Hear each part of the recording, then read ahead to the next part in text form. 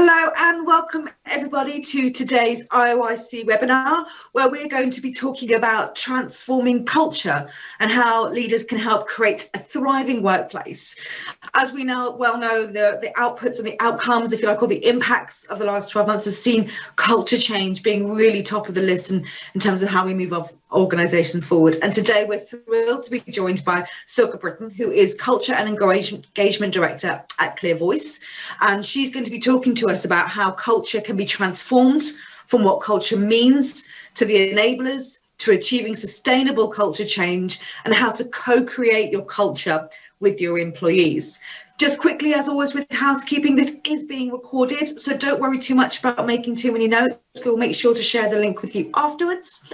And if you have any questions, do pop them in the chat function and I'll be back very much later on to pose those questions to Silke. So welcome, Silke, and thank you so much for doing this session for us today.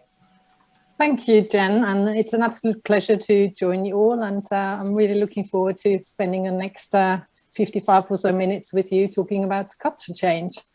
No doubt many of you can relate to what I'll be talking about over the next 35 minutes or so. I mean, if I said technology-enabled change has played a key part in most organizations' crisis or growth strategy in the last 12 months, that would probably be the understatement of the year. But as we deal with and manage our way through this COVID-19 inflicted change journey we're all on, I wanted to consider some of what you'll probably agree with are the most important elements that lead organizations through successful change, and focus on how you engage your people on this or any other transformational change journey, and why culture change is such an important and integral part of this. And the key focus here is not only the people element involved in implementing a change project, but considering leaders' involvement in culture change, looking at developing a successful strategy to engaging your people and taking them on that journey, and considering how we co-create, communicate, and embed culture change. And when I talked to Jen in January, we were looking at the feedback and insight we gained on change management from the Employee Experience Opportunity Survey that the IOIC conducted in 2020. And I've been quite excited to pull these slides together within that context. So I wanted to share my thoughts, insight, and tips on how you can successfully navigate culture change within the context of transformation in your or any organization. And if this is something your organization is currently going through, I'd love to have a conversation with you afterwards.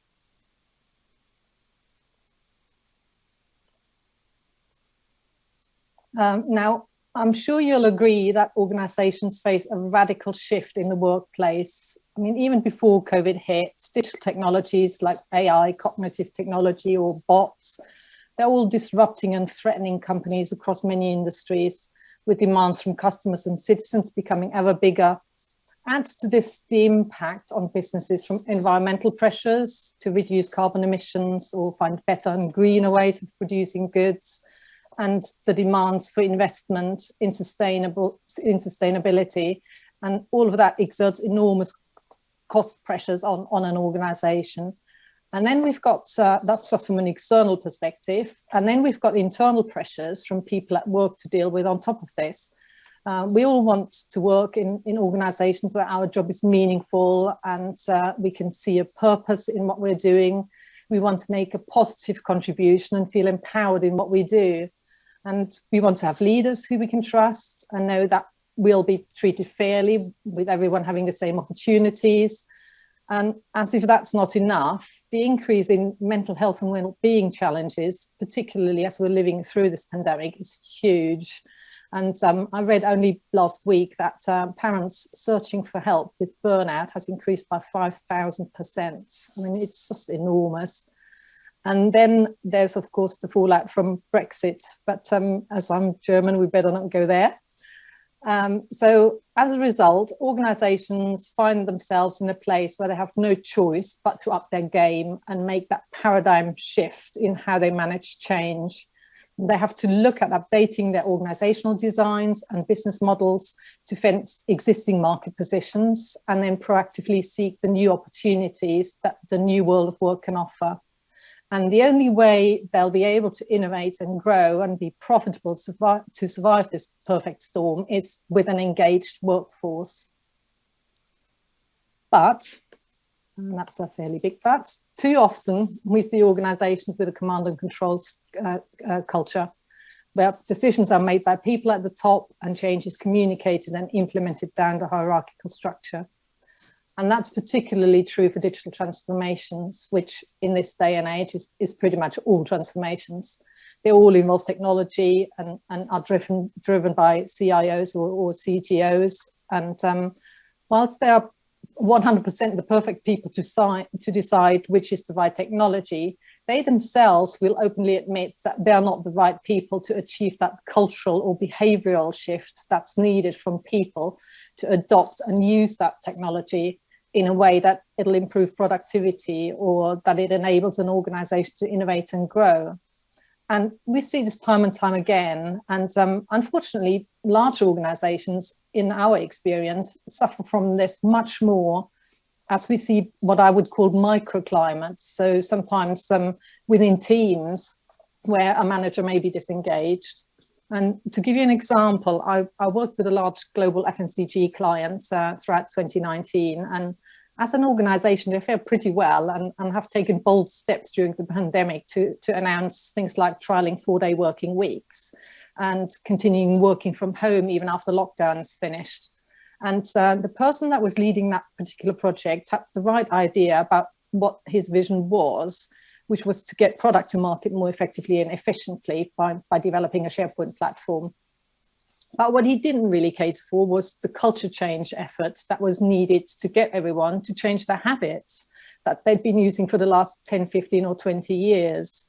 And what we typically see is there's been there's the initial honeymoon period, as I would call it, where everybody's keen to engage and look at how to use things differently and what's being put in front of them. And then there's a drop.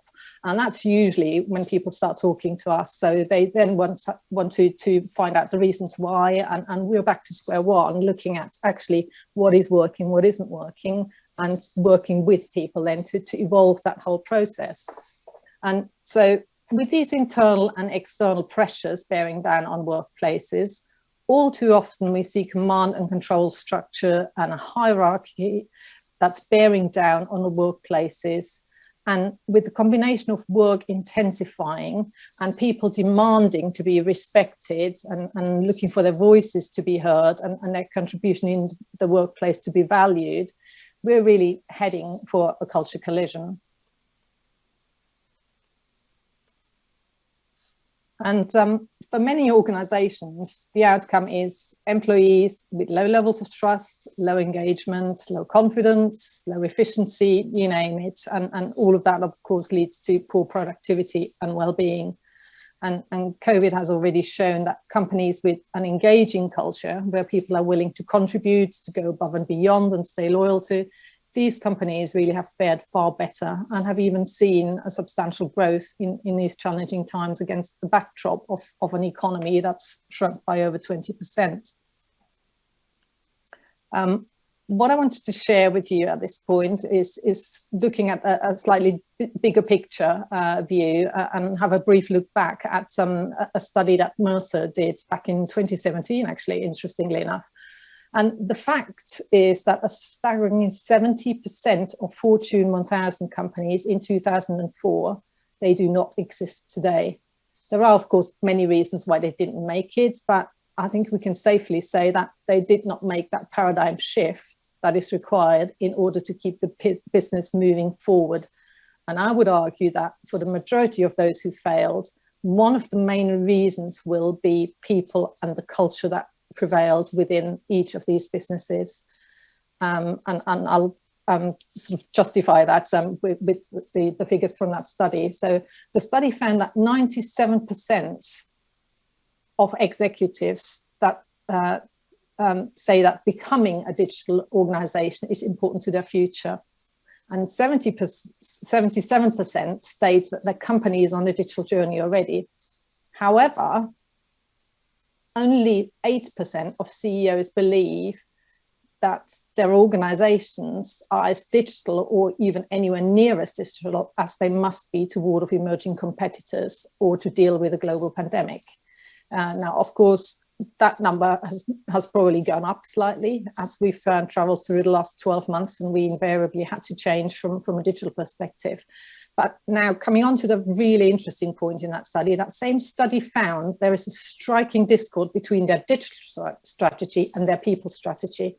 And while most CEOs are focused on designing a more digital and agile organization to compete for the future, only 15% of HR departments have organization and job design as key elements of their people strategy. And out of those, only 37% have change management on their radar. So the risks created by that disconnect are just significant.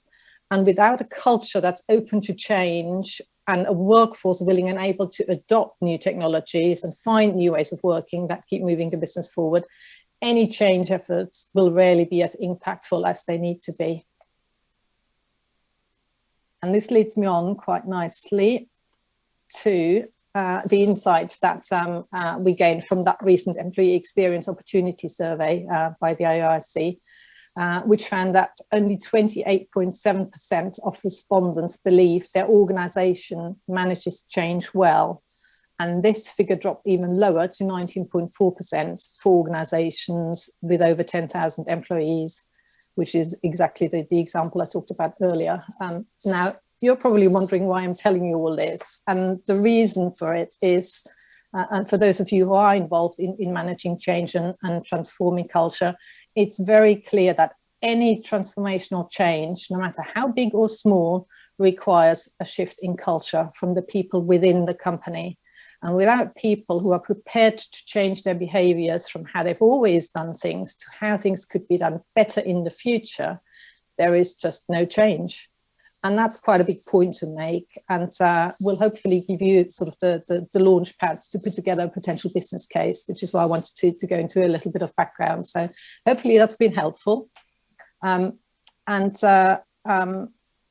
It probably won't come to you as a surprise to you that the first key consideration to make when embarking on a change project is for any change project to be successful, leaders need to set out a strong vision and narrative for change. So they need to tell the backdrop as to where we've come from and why we're setting out on that journey of change. So people need to see the vision as to where it's leading to, and therefore what the purpose is of all this upheaval that any change brings with it.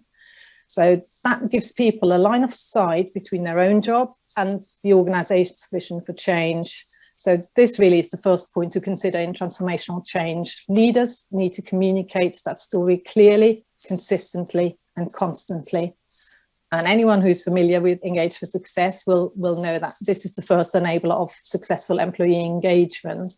And we're applying this enabler in the context of transforming culture as part of any change project. On to the second enabler, and it almost goes without saying that for leaders to tell a convincing story as to why people should bother joining that change journey, leaders and managers themselves need to be engaging. They need to firstly believe in the need for change themselves so that they can focus the people in their team on the task in hand, so that they can offer them scope and enable the changes to different processes and ways of working through things like training or resources to actually get the job done. And a large percentage and a difference between success and failure to deliver transformational change lies in the leaders and managers being able to build those strong, engaging relationships where people are treated as individuals, where they're coached, mentored, and stretched and recognized. And in the going back to the survey, the Employee Experience Opportunity Survey, the feedback from respondents was that only 32% agreed or strongly agreed that the organisation equips employees through training and technology to handle transformational change well. So that's the second point to consider in transforming culture. Do we have engaging leaders and managers that can communicate, build strong relationships, and enable people to willingly join the change journey. Okay, employee voice, the third enabler in our framework to transformational culture. No doubt many of you have experienced situations where you've taken the time to sit down and complete a survey. You've spent time considering your response and what you actually want to say or what changes you'd like to see happening, only for you to never hear anything ever again. Well, you'll only do that once probably. And I think, and if you think of how that's made you feel and what it means for your future contribution of ideas, then multiply that by all the other people who've done the same and feel the same as you. And the impact on the business to tap into these thoughts and ideas in the future and their ability to innovate and grow as a result is enormous. So therefore, businesses cannot afford to waste these opportunities. Every person has ideas throughout each day. Some evolve into big ideas that transform and improve how we work. Some are just that a good idea that when you've shared them with people who respect and acknowledge them, they just give you energy and conviction and that feel-good factor to come up with another idea tomorrow. That might be just the next big thing that ends up making you and the business millions. So the good news is that the feedback from the survey is slightly better when it comes to having a say about transformational change. And 40% of respondents agree or strongly agree that they feel they can have a say. It's still not great, but at least it's slightly higher than the other results. And if you're in a listening role, just keep reaching out to listen, communicate feedback, take action, and share the progress that you're making. And there are many free tools out there that you can use from SurveyMonkey, although they've restricted some of the elements that were free before. But there's also Microsoft Forms. If you're using 365, you can use that free of charge. Mentimeter is another good sort of snapshot pulse tool. And there are, of course, lots of others that we work with that you can either use standalone or integrated with other platforms. And I'm more than happy to share thoughts on what you think are the best tools or want to have a chat about it. So the third point to remember when transforming culture is listening to people, respecting their views and acting on feedback is an integral part of building a culture that enables successful transformational change. So that's the enabler.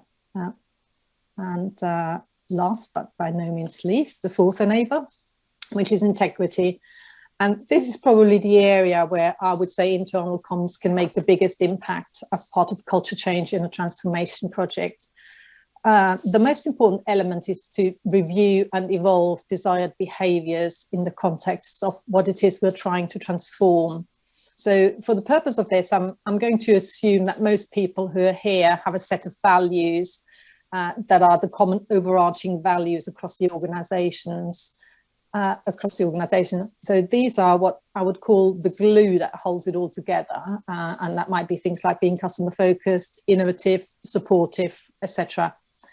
And what you review, evolve and co-create with people who are affected by the transformational change are the behaviours that you currently have to live out those values and how much they are still fit for purpose as you move through transformational change.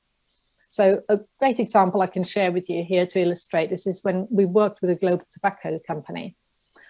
We were tasked with achieving culture change across different parts of the organisation as part of a major transformation project. And as we had set out to work with different parts of the organisation, one of the groups of people were manufacturing hubs around the world.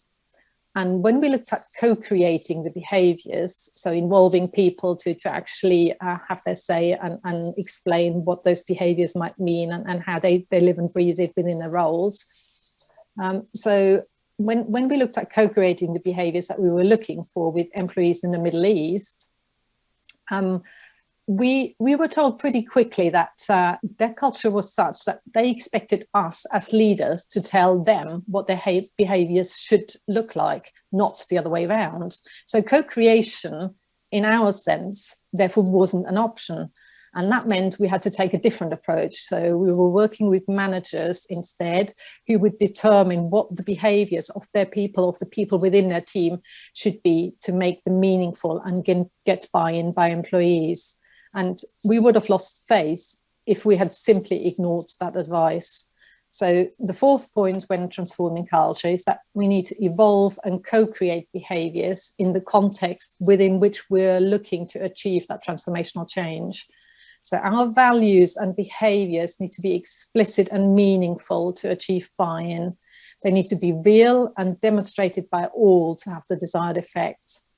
And the best way to do this is through storytelling, which is why I made the point earlier, that this is where internal comms can make a big change to the success or failure of a transformational change project. As you're evolving and co-creating those desired behaviors, you're in a perfect position to bring these behaviors to life through success stories and really help people to jump on board with change and to learn and contribute and share in new ways of working. You can demonstrate where and how change has had a positive effect on their work and how productive they might have been, or how a bot has saved them time from doing laborious, monotonous work, or how it's saved them from having irate customers on the phone because their bins haven't been collected on an allocated day. So that's the fourth enabler of the Engage for Success employee engagement framework. Now, in times of crisis, understandably, organizations go into survival mode and focus on priorities, often at the expense of other important elements. And employee engagement and company culture is one of those things that can get overlooked or pushed back, particularly when you're managing severe issues like furloughing workers, or whether the company can survive, or dealing with redundancies, or ensuring that employees are actually safe in the workplace when they come back. But if we consider the changes that we've had to adapt to pretty quickly when we went into first lockdown a year ago now, it makes us realize that it's our existing culture in the first place that has enabled us to navigate through those changes more or less successfully, dependent on the levels of how engaged our people were in the first place.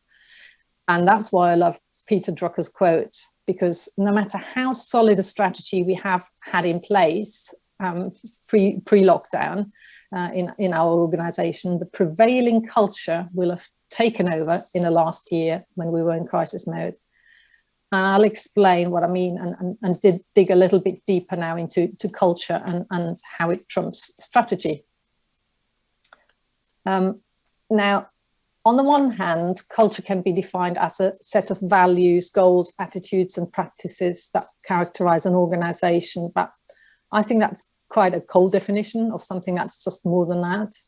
And company culture can be described as the shared ethos of an organization. And what I mean by this is that it's the way people feel about the work they do, the values they believe in, where they see the company going, and what they themselves are prepared to do to get it there. So collectively, these traits describe the personality or culture of an organization. And you could sum it up that an engaging or thriving culture is a fundamental part of unlocking employee potential to drive high performance. And it results in discretionary effort of people going above and beyond the extra efforts people give if they want to. Now, I would argue that to achieve that, it's all about heart over mind. And as human beings, we're all emotional human beings. And while we think we're in control of our emotions, the actual fact is that 77% of our thoughts are controlled by our emotions, and only 23% of our thoughts are based on reason or are rational. So what this means, or how we apply this in our work, is that we combine our rational with our emotional thoughts to drive higher levels of engagement or achieve more sustainable adoption of change.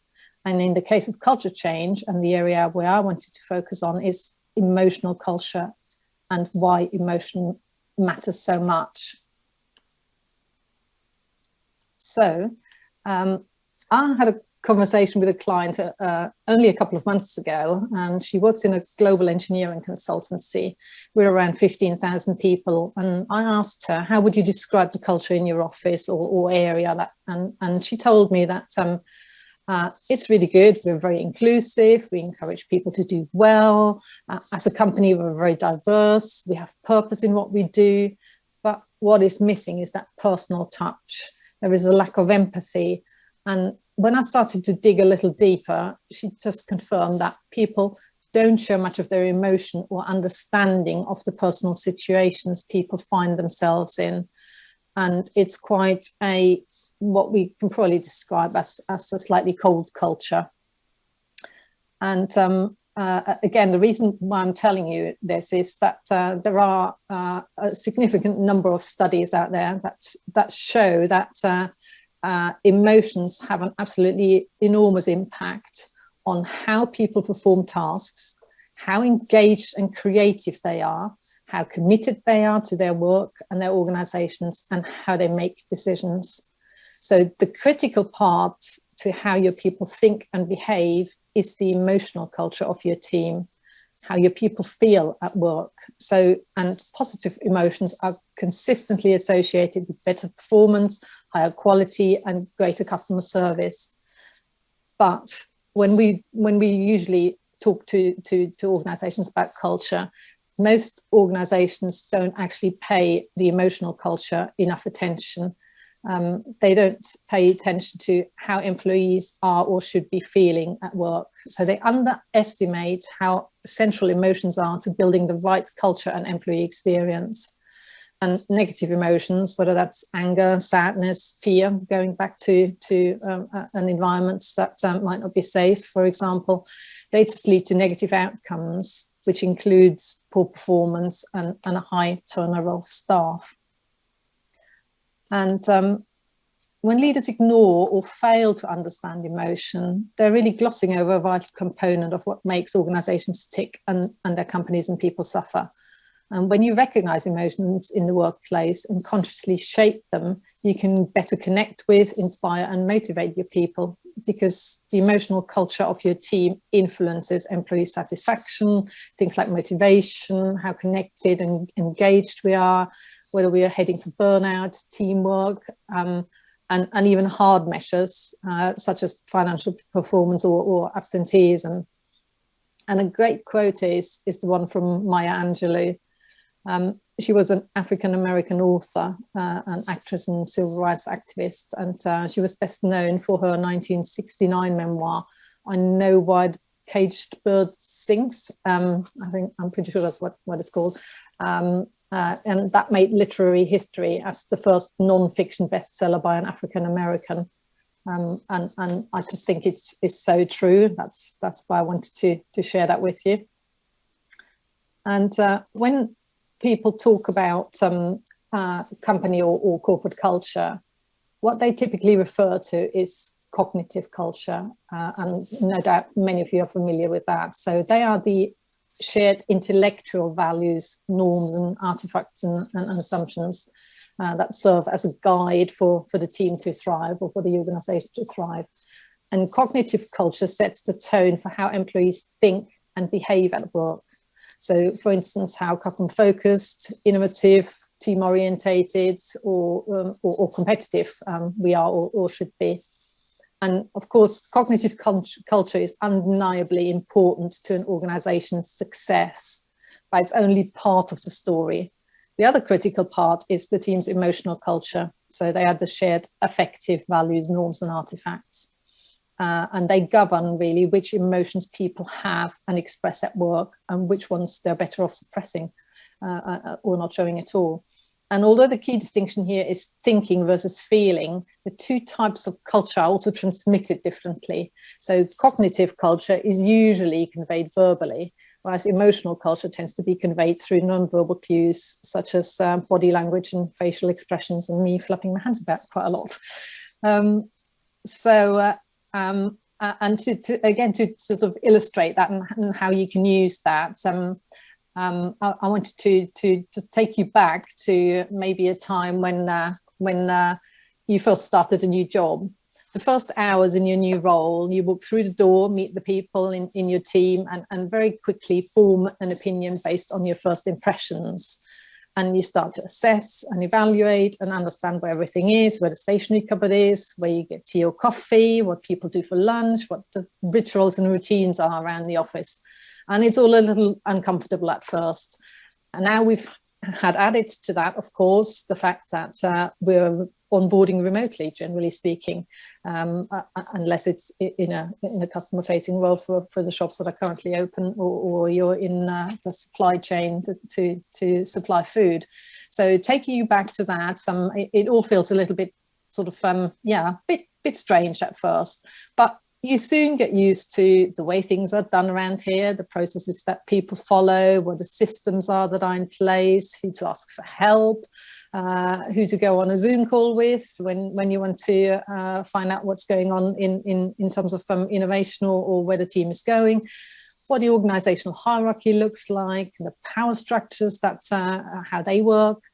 And usually when we start working on a culture project or journey, what we do is we start to look at that in some depth and gather insight from people and start to dig a little bit deeper. So looking at the positive and negative aspects of an organization's culture and where it currently is.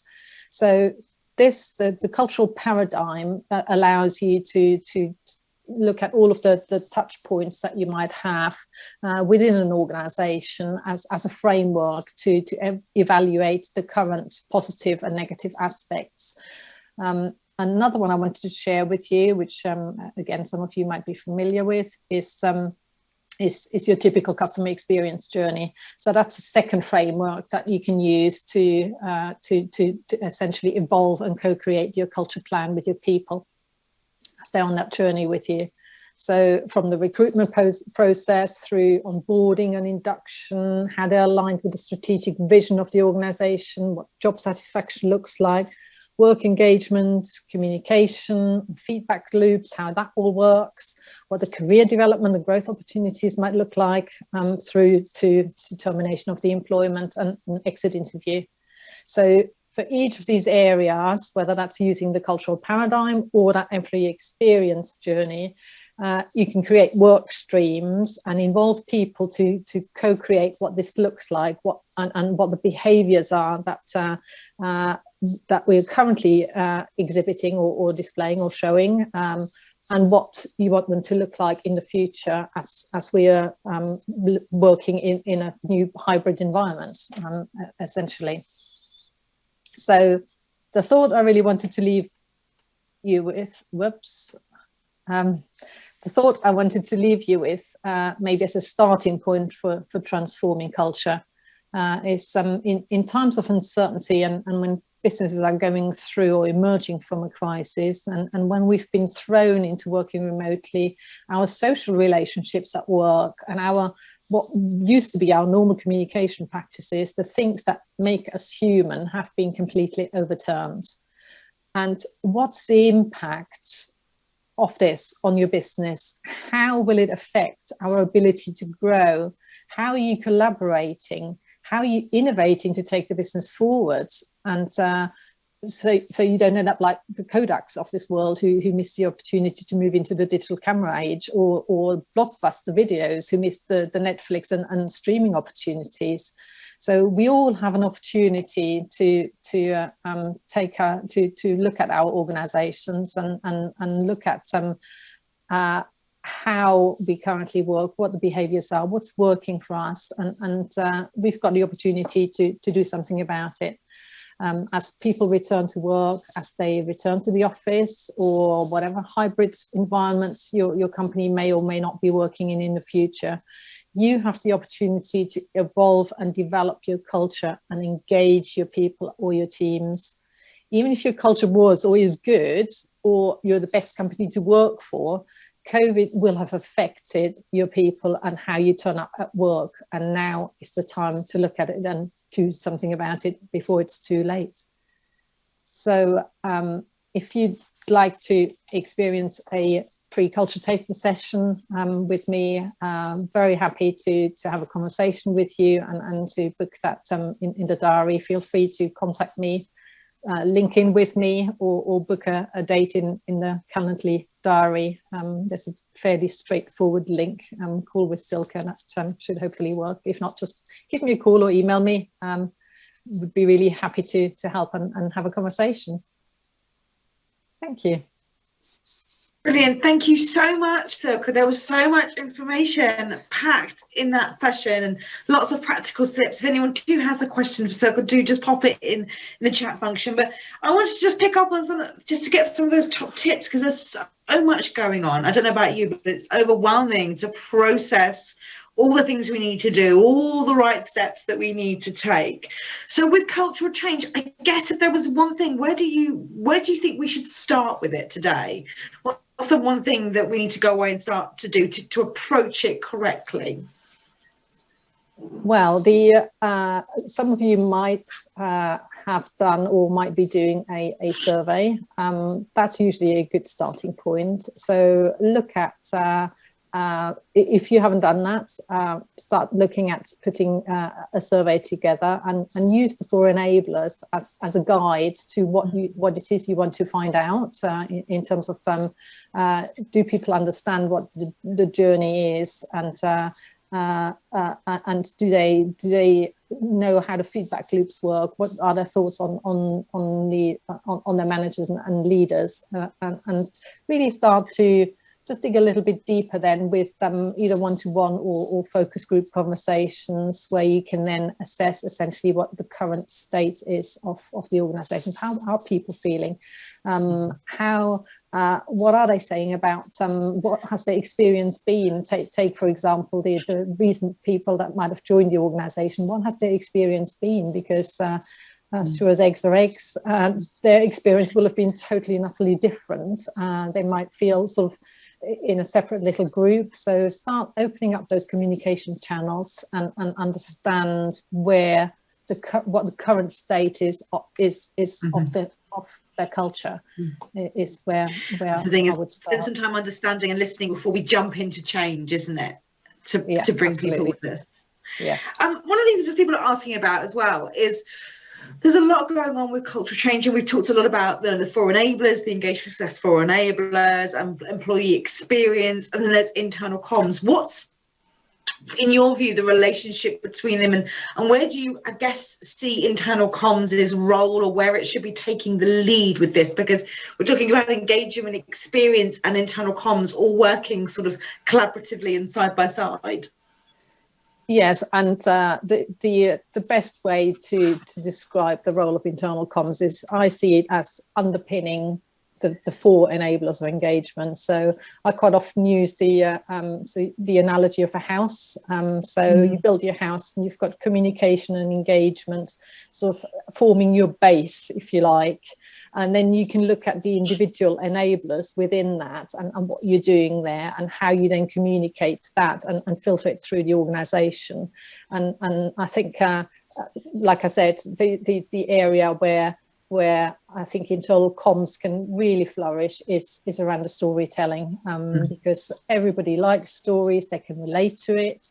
It brings the sort of the vision of the organization to life. It allows you to actually, through those success stories, it allows you to communicate all of the sort of behaviors you're looking for, and just then get everybody to join the journey. That's essentially what it's all about. It's keeping up with the Joneses, as we would call it, if you're looking at it from a behavioral science perspective. Keeping up with the Joneses, you do, it's that herd mentality, which is what they're currently obviously worried about with vaccinations, with the reports coming out from Europe about AstraZeneca.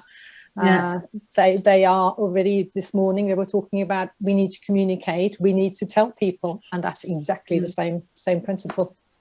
I think that's one thing. I think we've never known it, but just the power of communication and behaviour and change and all those things, and what you say and how we do it and how we build a better society. To just feel that power has been something that I think that's all been immense for all of us, just as human beings, actually, in the last 12 months. So someone's asking, how do we affect positive culture change with a patchy leadership understanding of integrity? Okay, well, that's that's quite a very good question, and that's the biggest challenge that a lot of organizations face. It's leadership, and having engaging leaders and managers is absolutely crucial. So if you feel that that's your biggest challenge, that's definitely the place to start. So start with your engaging leaders and managers pillar, or enabler. So have conversations with them, understand or try and get under the skin of what the biggest challenges are for them, and then almost take it back to square one to say, look, everybody gets up in the morning with the intention of doing a good job. That's the baseline, bottom line.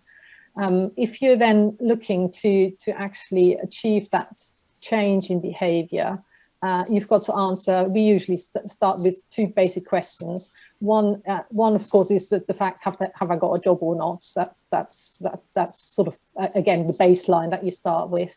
But then if you want them to change behavior, it's, can I be motivated to do this? Can I be bothered to do this? And the second question is, what's in it for me? So look at, again, from that angle, look at it with the senior leadership team in terms of where the challenges might lie within that senior leadership team.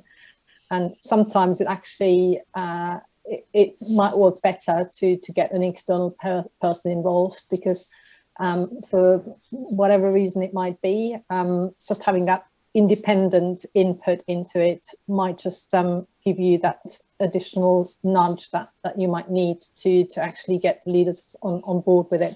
But it's absolutely crucial that they support it, that they sponsor it, they're behind it, if you're looking to change behaviour and change culture.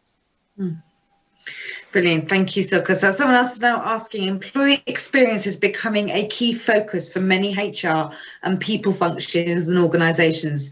Do you have any tips on how internal communication specialists can help shape the employee experience? Again, it's working with the HR leaders, actually develop the materials, the communication materials that you have at different touch points of your employee experience, of your journey through the organization. So it's as much about collaborating with those people, but just having that basic understanding of where might the touch points be and how can you enhance that through use of video, telling a story. I mean, I saw just recently Ernst & Young actually shared they did a change to their internal comms platform using SharePoint. So they built a sort of intranet and had a whole comms platform around it, reward and recognition, and they produced a video just to bring that journey to life. So they had all of the different touch points of the employee experience and had examples where they interviewed people, showed the platform. So use your creative skills to work with HR to produce something that works to get that message across. Absolutely agree. I mean, I think, you know, the key to employee experience from our point of view is that collaboration of our cross functions, isn't it? In whether that's with HR, whether that's with finance for budget, or IT for systems, or operations, or people managers, it all comes from good collaboration. And I like that point, as actually, when you think about experience, draw it, visualize what does it mean, and then at every point of that experience, what is the communication touch point? So if you're talking about experience, it's about benefits, rewards, like you say. So in that area, what's the HR policy, but where is internal comms going to add the flair to make that live and breathe? And I think that's a really nice way of I don't know about you, but I miss like standing in a room with a flip chart and start drawing it. That's why I'm often like waving my arms on calls all the time, because that's just what I want to do. Exactly. But yeah. Yeah, and I think that's been the hardest thing for organisations to, they're still getting to grips with it. And I don't know about you, but I find the whole innovation aspect is and will be the most challenging aspect for companies as they move forward, because those water cooler conversations, they're just not happening. So that exchange of ideas, of just random thoughts that you share with someone who's sat next to you or that you stand next to, that just isn't happening. And you can't recreate that in the Zoom environment or in the Teams environments that we're working in. So I think that's a really challenging task for organizations as we move forward, because you're not going to see that effect of innovation or of the things that keep a business moving forward until in 6-12 months time, when we're suddenly thinking, oh, actually we've missed the boat, we've become another Kodak. Yeah. Yeah. I think I want to leave on one final question, if I may. So we've talked a lot about we've talked obviously about culture change and how it goes about and all that kind of process around it. But when approaching cultural change, because, we all want to get somewhere fast, and we get a lot of pressure from our leaders, from our this, to make the change imminent. And they can often see it, I think, too linear, as opposed to circular. But as internal comms or anybody, when we're approaching cultural change or just transformation in general, what would you say in that kind of project management aspect of it, or how we're kind of doing it, the biggest misstep we make? What do we not allow enough time for? What do we try and rush, which actually, if you rush it, it breaks what you're trying to achieve? Interesting question. And as you were talking about that, one other thing popped into my head that I haven't really touched on, and that I usually am really, really passionate about. And that is what I would call sort of the secret sauce. And that is using the understanding of our social relationships within a business. You can use through survey, organizational network analysis, to actually get an understanding of who works with whom. So who has the water cooler conversations, or who do I go to if I want to change this, or if for knowledge and advice, basically to take forward a project. And that to me makes a huge difference. So we don't only then pull sort of what we would call the human capital of skills into that whole process of change, but we also tap into what is our social capital, basically. So using the connections that exist in any organization, wherever you go. Those conversations happen, and there are between 3 and 5% of people in an organization that have an influence over 85% of conversations that are going on. And tapping into that will put you one step ahead of that change curve, because it allows you to use the skills that you need to implement change, and combine it with the conversations that happen and the relationships that exist between people. So to illustrate that, it's typical what in sort of any change management they would call the change champions, but usually those change champions are you just follow the sort of the hierarchy, the geographic locations, the job functions, all human capital, but you're not taking into consideration who people actually work with on a day-to-day basis. And you can use emails, for example, to analyze that. But you can also use a fairly straightforward process to get under to ask your people who they actually work with, who they go to for knowledge and advice, and who they listen to. And that, to me, is a huge game changer. It allows you to essentially deliver sustainable change, because it's those conversations that will take place. And keeping up with the Joneses that I mentioned earlier, it's that herd behavior. Oh, that person is doing this and is actually behaving slightly differently, and I like that, and I better do that as well. So it allows you to use that as part of your strategy to deliver successful and sustainable change. That's great. That's a brilliant tip, I think, to London is finding out where the relationships and the influences exist, rather than, as part of that kind of all fabric. I think that's a wonderful tip to end with. Thank you so much for that. There's lots to go away to think about. It's a lot that we're all trying to grapple with, and having all those techniques and structures. And as you can see, if anybody wants a free culture taste session with Silke, do book in with her diary. Thanks everyone for tuning in as always, and we'll make sure this recording goes live. And thank you again to Silke, and thank you again to WTV, who produce and host our webinars for us. Take care, everybody. Thank you. Bye.